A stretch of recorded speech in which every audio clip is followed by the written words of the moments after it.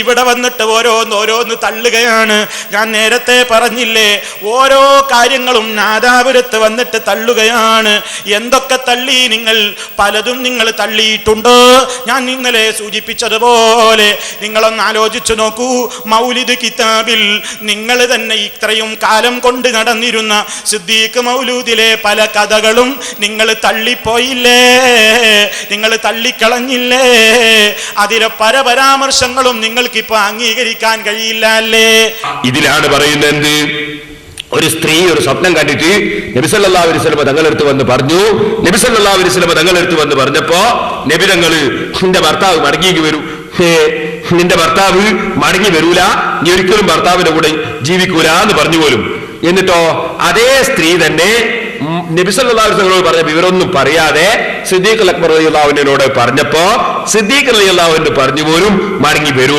എന്നിട്ടോ ആ സ്ത്രീയുടെ ഭർത്താവ് മടങ്ങി വരികയും ചെയ്തു. വരികയും ചെയ്തിട്ട് അതുകൊണ്ട് കഴിഞ്ഞില്ല.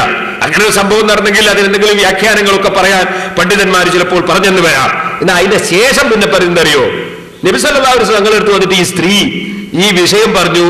അപ്പൊ നബി സല്ലല്ലാഹു അലൈഹി വസല്ലം തങ്ങൾക്ക് വലിയ വിഷമായി. അങ്ങനെ നബി സല്ലല്ലാഹു അലൈഹി വസല്ലമ തങ്ങള് അതിനെ സംബന്ധിച്ച് ജിബ്രീൽ അലൈഹിസ്സലാമിനോട് ചോദിച്ചു. അപ്പൊ ജിബ്രീൽ പറഞ്ഞു പോലും എന്ത്, അത് സിദ്ദീഖുൽ അക്ബറിന്റെ നാവുമ്മല് കള്ളത്തരം വരുന്നത് അള്ളാഹ് രചിച്ചു. അപ്പൊ നബി എന്റെ നാവുമ്മല് കളവ് പറഞ്ഞാൽ ഒരു കുഴപ്പമില്ല. ഇങ്ങനെ ധ്വനിപ്പിക്കുന്ന വാചകം ഇതും ഒരു നിലക്കും സഹീഹായി വരാൻ സാധ്യതയുള്ളതല്ല. അതുകൊണ്ട് തന്നെ ഇത്തരത്തിൽ ആരെങ്കിലും കടത്തിക്കൂട്ടിയ കാര്യങ്ങൾ ഞങ്ങളുടെ മേൽ വെച്ച് കെട്ടിയിട്ട് നിങ്ങൾ തോന്നിവാസം പറയേണ്ടതില്ല എന്ന് വ്യക്തമായി തന്നെ പറയുകയാണ്. എവിടെ നിന്നാണ് ഈ മാറ്റമുണ്ടായത്? എങ്ങനെയാണ് ഈ മാറ്റമുണ്ടായത്? പലതും നിങ്ങൾക്ക് അംഗീകരിക്കാൻ കഴിയുന്നില്ല. ഇന്നലെ ഞാൻ സൂചിപ്പിച്ചിട്ടുണ്ടല്ലോ, വളരെ കൃത്യമായി തന്നെ ഞാൻ ഇന്നലെ പറഞ്ഞു. മഹാനായ മൂസാ നബി അലൈഹിസ്സലാം, ആ മൂസാ നബി അലൈഹിസ്സലാം അന്ന് പ്രവാചകനാണെന്നതിന് യാതൊരു തെളിവുമില്ല.